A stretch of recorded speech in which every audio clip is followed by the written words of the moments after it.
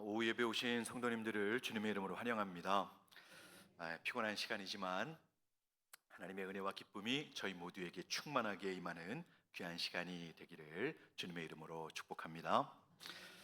지난 시간에 이어서 오늘도 유다서를 살펴보려고 합니다. 사도는 함께 읽은 그 본문을 통해서 교회 안에 교묘히 들어와서 활동하는 이단들의 특징이 무엇인지를 분명하게 알려주면서 성도들이 신앙생활 하다가 아닌 것은 분별하고 또 우리가 어떻게 해야 또 이런 것들을 적극적으로 이겨낼 수 있는지 믿음의 준비를 어떻게 해야 되는지에 대해서 저희에게 말씀해 주고 있습니다. 먼저 사도는 이 말씀을 기록하면서 어떻게 보면 조금 딱딱한 말씀이잖아요. 누구한테는 판단하는 말씀이 될 수도 있고 하기에 이 어려운 훈계를, 어려운 권면을 어떤 마음으로 하는지를 보여주고 있습니다. 17절에서 사랑하는 자들아 라고 부르면서 이 말씀을 시작하고 있습니다. 유다는 주님의 마음으로 사랑하는 간절함을 담아서 이 말씀을 하고 있는 것입니다. 참 신앙생활하기 힘든 그런 때였죠. 강력한 핍박이 있고 또 그런 상황 속에서 믿음을 지키는 것도 힘든데 교회 안으로 교묘하게 들어와서 자신들을 흔들고 있는 이단들의 위협을 감당해 내면서 한 자리 한 자리 교회 안에 자신의 자리를 지켜내고 있는 그 사랑하는 성도님들을 향해서 그 간절한 사랑의 마음을 담아서 사도가 권면하고 있는 것입니다. 죄송합니다. 눈에 자꾸 뭐가 들어가서.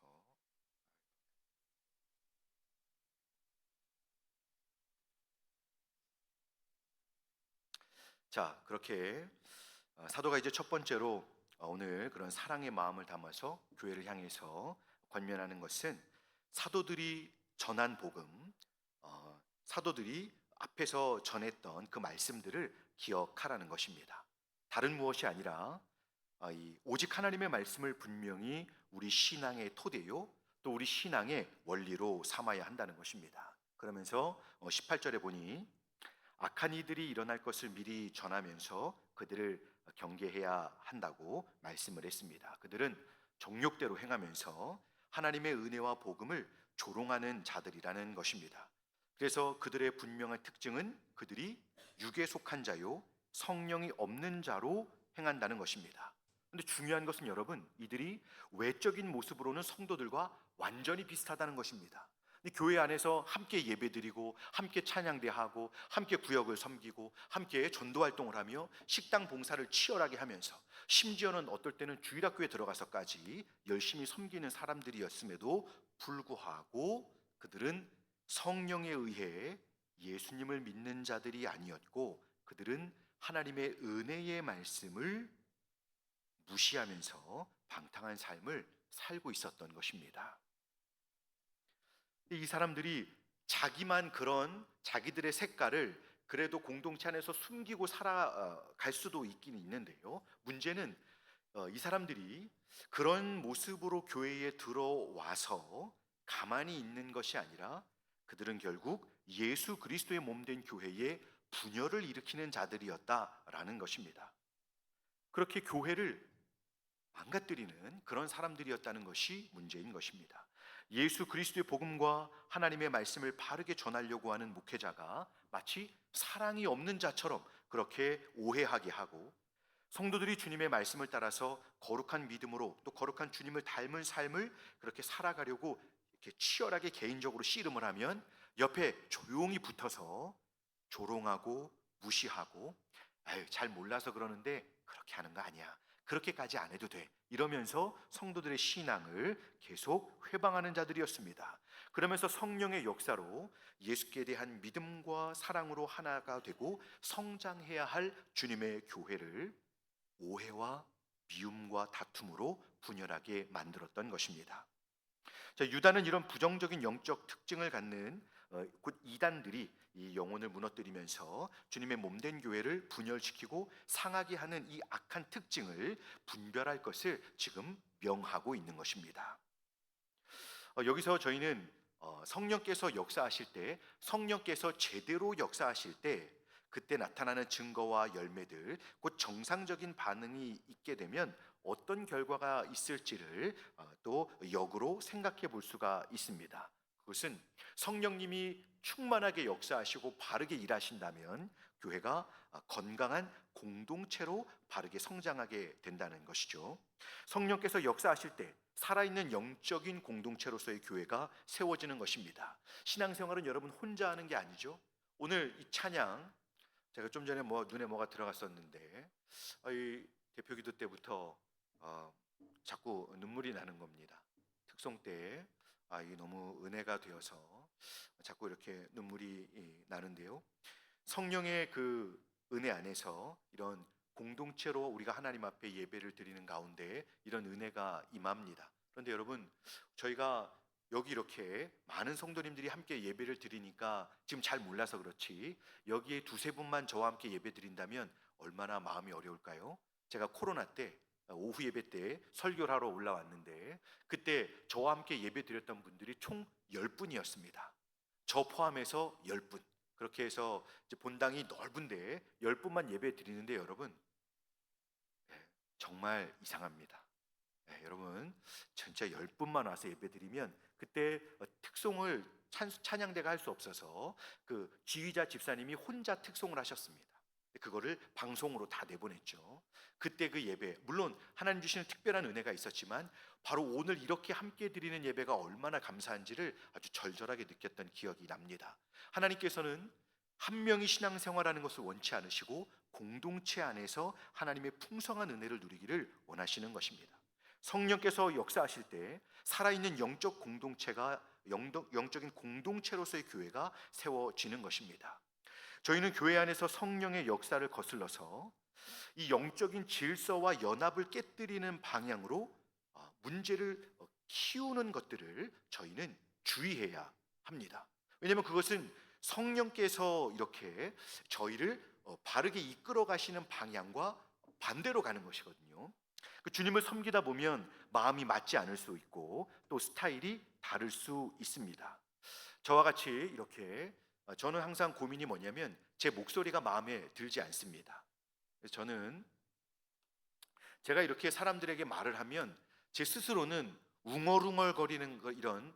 그래서 저는 유치부에 처음 제가 부임했을 때 유치부에 갔더니 어떤 선생님이 저보고 목사님 동굴 보이스를 가지고 계시군요라고 했습니다. 그래서 여러분 아시죠? 동굴에 들어가서 하면 울리는 그런 소리 있잖아요. 근데 이게 나쁜 점이 뭐냐면 명확하게 무슨 말씀인지를 못 알아듣는 겁니다. 그런데 다른 목사님들 설교하시는 걸 들어보면 목소리가 너무 또랑또랑하시고, 그래서 저는 그게 너무 부러운 겁니다. 이렇게 사람들이 다 똑같지 않습니다. 그렇죠, 여러분? 근데 그럴 때 이 다름의 문제를 성령께서 그리스도 안에서 사랑과 연합을 통해서 해결하기를 원하시는데 사단은 상대에 대한 비방과 사람과 사람 간의 문제로 이걸 감정 싸움으로 만들어 갑니다. 문제를 키우는 것이죠. 감정 싸움의 문제로. 그러다 보면 결국 영적인 공동체로서의 연합을 깨뜨리는 방향으로 아주 사소한 문제가 그렇게 이 공동체를 이렇게 어렵게 만드는 대로 이렇게 흘러가게 하는 것이 사단의 이 방식입니다. 저희가 이것을 주의해야 하는 것이죠.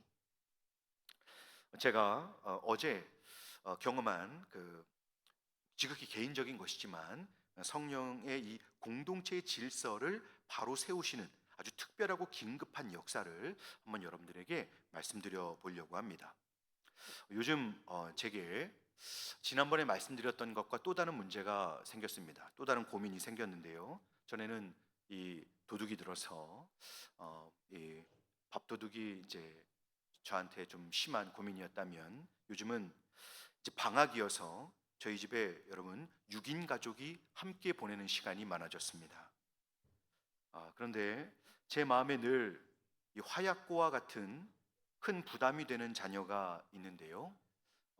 저희 3번입니다. 지금 3번 아들이 사춘기를 제대로 맞아서 이 친구가 혹시라도 이 분쟁의 현장을 만들지 않을까 늘 걱정을 하고 있습니다. 그런데 여러분 아시죠? 이 중학생들의 뭔가 이 선명하지 않은 눈빛, 그리고 말을 안 합니다. 옆에서 한만 얘기해도 말을 안 해요.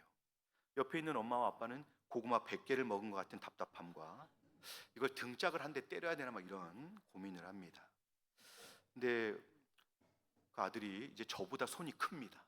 그러다 보니까 제 힘으로 이제는 상대가 안 될 날도 얼마 남지 않은 것 같습니다. 그런데 어제 제가 입관 예배를 다녀왔잖아요. 어제 입관 예배를 다녀와서 너무 큰 은혜를 받고 기쁜 마음으로 이 집에 비밀번호를 누르고 들어갔는데 깜짝 놀랐습니다. 전쟁이 벌어진 겁니다. 3번과 4번 아들의 충돌로 이미 집은 아수라장이 됐고, 퇴근하자마자 그 현장을 목격한 엄마는 이제 뭐 막내는 뭐 거실에 누워 있는데 그 3번 아들을 막 집중적으로 혼내고 있었습니다. 그런데 저는 순간 중학생의 그 태도를 살피기 위해서 아들을 먼저 딱 봤더니 주먹을 불끈 쥐고 벌벌 떨면서 울고 있었습니다. 웬만해서는 화해시킬 수 없는 그런 상황이었는데 바로 그때 성령께서 제게 급히 지혜를 주시는 겁니다. 말을 잘해야 되는데 이때 누구 편을 들어야 될까요, 여러분? 제가 갑자기 너무 막막한 상황이었는데 이 엄청난 고민이 밀려오는 상황에서 성령께서 4번이다 이렇게 알려주시고 갑자기 4번이다 이런 강력한 느낌을 주시는 겁니다. 그래서 제가 막내를 딱 보니까 이미 뭐 이제 엄마가 형을 제압한 상황이기 때문에 자기는 거실 바닥에 누워서 이렇게 눈치를 보고 있었습니다. 그래서 제가 금요기도 때 주여 외치던 그 주여 삼창하는 버전으로 소리를 질렀습니다.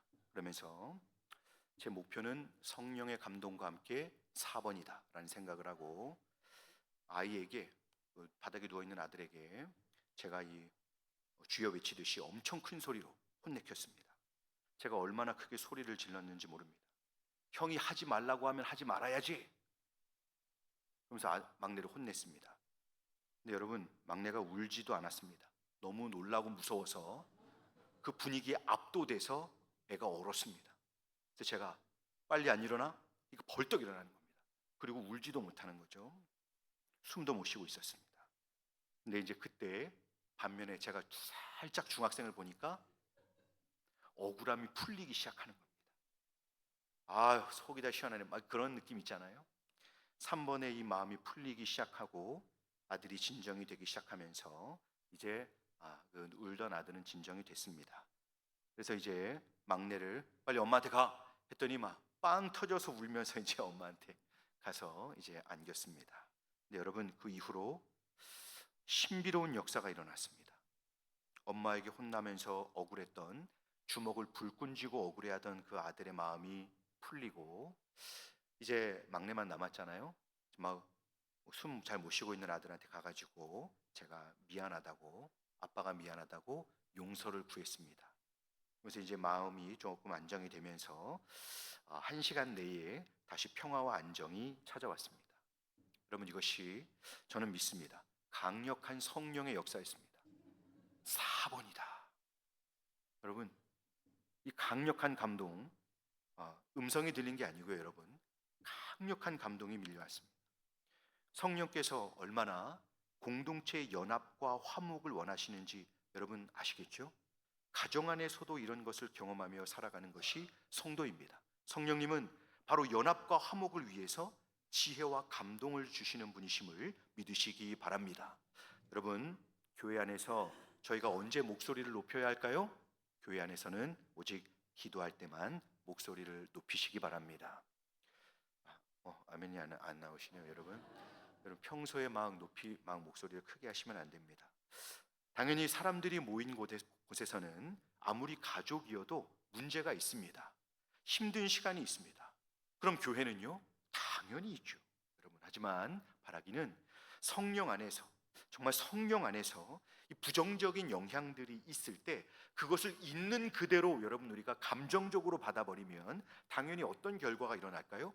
교회 공동체가 깨지는 것입니다. 하나님의 은혜의 질서와 영적 질서가 깨뜨려지는 것입니다. 우리는 그래서는 안 되고요. 그런 모든 부정적인 상황 속에서 성령의 은혜를 순간적으로 의지하면서 하나님의 그 도우심과 인도하심을 따라 서로에게 그런 부정적인 영향들을 넘어서서 서로에게 감동과 위로가 되어주는 그리고 영적인 풍성함을 전하는 저희 모두가 되실 수 있기를 주님의 이름으로 축복합니다. 자, 우리 20절과 21절을 같이 한번 읽어볼까요? 20절과 21절 같이 읽겠습니다. 시작. 사랑하는 자들아, 너희는 너희의 지극히 거룩한 믿음 위에 자신을 세우며 성령으로 기도하며 하나님의 사랑 안에서 자신을 지키며 영생에 이르도록 우리 주 예수 그리스도의 긍휼을 기다리라. 아멘. 이제 사도는 너희의 지극히 거룩한 믿음 위에 자신을 세우라라고 말씀합니다. 한 자료에 보니까 여기서 말하는 지극히 거룩한 믿음은 단순한 감정이나 내가 잠깐 반짝 좋았다가 또 반짝 불이 꺼져버리는, 식어버리는 그런 거 말고요, 일시적인 그런 열정을 말하는 것이 아니고 하나님 말씀 위에 예수 그리스도의 대속, 그 대속의 은혜 위에 그리고 성령의 역사 가운데 세워지는 그런 견고한 믿음을 가지라라는 말입니다. 그 믿음 위에 자신을 세워라라고 말씀하는 것입니다. 그러면 마치 건물이 튼튼한 기초 위에 세워질 때 비바람이 아무리 심하게 불어와도 무너지지 않는 것처럼 저희의 신앙도 흔들림 없는 기초 위에 날마다 그렇게 세워질 수 있어야 한다는 것입니다. 그럴 때 성도들은 단순한 그런 감정적인 반응을 넘어서서 눈앞에 보여지는 이 모든 상황들을 이제는 예수 그리스도를 기준으로 그 하나님의 역사하심과 또 하나님께서 저희를 향한 선하신 인도하심을 지속적으로 허락하시는 것을 통해서 저희는 이 세상의 모든 이 상황들을 통해 흔들리지 않고 우리는 안정적인 믿음의 삶을 살아갈 수 있다는 것입니다.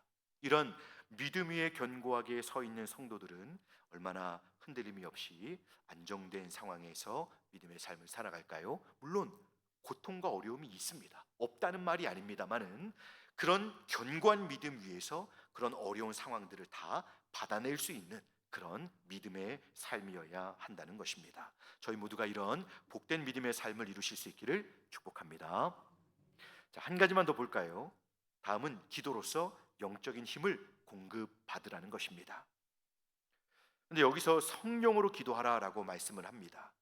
자, 이것은 저희가 인간적으로 생각할 때 하나님 저 이거 원하니까 저에게 이것을 이루어 주세요라고 내 뜻을 무조건 관철시키는 그런 기도가 아닙니다. 이 기도는 성령께서 저를 도우셔서 또 성령께서 하게 하시는 그런 기도로서 주님을 향한 진실한 사랑과 의지함 속에서 기도 가운데 주님을 깊이 경험하고 또 주님의 마음을 깊이 헤아리면서 또 주님을 닮게 하는 이 기도를 말씀하는 것입니다. 키에르 케고르라고 하는 분은 기도는 하나님을 변화시키는 것이 아니라 기도하는 사람을 변화시킵니다라고 말했습니다. 그래서 성도들이 이 성령 안에서 간절히 기도할 때 자신을 넘어서서 또 이렇게 하나님을 이해하고 하나님께 순종함과 동시에 나 외에 다른 나를 힘들게 하고 어렵게 하는 사람들까지도 사랑하고 용납하고 섬길 수 있게 되는 것입니다. 신자들이 함께 믿음 생활을 하는 동안 완전히 하나 되기는 사실 어렵습니다. 왜 그럴까요? 여기는 천국이 아니기 때문입니다. 그럼에도 불구하고 신자가 상한 마음에 회개하지 않고 마음을 끝까지 상대에게 열지 않고 계속 미워하거나 계속 피하거나 공격하는 것은 우리로 계속 사랑하게 하시는, 성도로 하여금 사랑하게 하시고 섬기게 하시는 성령 하나님의 역사를 거역하는 것입니다. 그러면 당연히 영적인 은혜를 누리고 또 연합해서 하나가 되어 하나님의 풍성한 은혜를 누릴 뿐만 아니라 영적으로 성장하고 성숙하는 것이 어려워지게 되는 것입니다. 그리고 사도는 하나님의 사랑 안에서 자신을 지키면서 영생에 이르도록 예수 그리스도의 긍휼을 기다리라라고 오늘 본문 마지막에 말씀하는데요. 자, 읽진 않았지만 22절, 23절로 넘어가 보면 연약한 자, 곧 의심하는 자들을 용납하고 보다 더 적극적으로 잃어버린 영혼들을 불에서 끌어내어 구원하라고 하기까지 적극적으로 사랑하라고 명령하고 있습니다. 이것은 마지막 때를 살아가는 저희로 우리 자신을 지키되 하나님의 사랑 안에서 우리를 거룩하게 지킬 뿐만 아니라 철저하게 성도들은 사랑의 원리로 행해야 한다는 것입니다. 사랑만 해도 부족한 이 땅에서의 삶을 오직 사랑을 흘려보내는 삶이 되게 해서 교회는 영혼을 구원하는 곳이어야 하며 주님의 사랑으로 이 영혼들이 또 하나님의 건강한 성도들로 세워지는 곳이어야 한다라는 것을 보여주고 있는 것입니다. 이것이 곧 참된 교회의 영광입니다. 이제 오늘 말씀을 맺겠습니다. 유다서를 보면서 어, 교회와 성도들을 향한 하나님의 마음이 무엇인지를 알게 됩니다. 여러분, 저희가 신앙생활하면서 그저 우리들 자신에게 있는 이 긴급한 문제들에 우리는 집중해서 살아가잖아요. 그런데 여러분, 하나님은, 하나님의 시선은, 하나님의 이 마음이 닿아 있는 곳은 우리가 함께 모여 있는 교회입니다. 하나님의 시선은 항상 교회를 향해 있습니다. 그래서 바라기는 성령께서 연약한 저희를 강력하게 도우셔서 저희 모두가 믿음 위에 견고하게 서고 또 저희 서로가 뜨겁게 사랑함으로 아름다운 영적 질서와 풍성한 이 성숙의 열매를 맺음으로써 하나님의 나라를 하나님의 나라를 온전히 이루어가는 우리 자신들과 또 우리 교회가 될 수 있기를 간절히 소망합니다. 무더운 여름이지만 저희 모두가 더욱 영적으로 열심을 내셔서 성령께서 주시는 이 풍성한 은혜 가운데 더욱 성숙하고 성장해 가실 수 있기를 주님의 이름으로 축복합니다. 기도하겠습니다. 은혜로우신 하나님 아버지, 연약한 저희를 성령의 도우심 안에서 날마다 믿음의 삶을 이렇게 잘 이루어갈 수 있도록 저희들을 긍휼과 사랑으로 인도해 주심을 감사드립니다.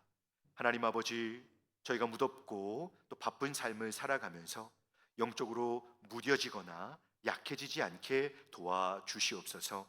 교회를 향하신 하나님의 열심이 계속 뜨거움을 알고 저희가 더욱 믿음의 삶에 관심을 가지고 성령 안에서 기도하면서 영적으로 자라가게 하여 주시옵소서.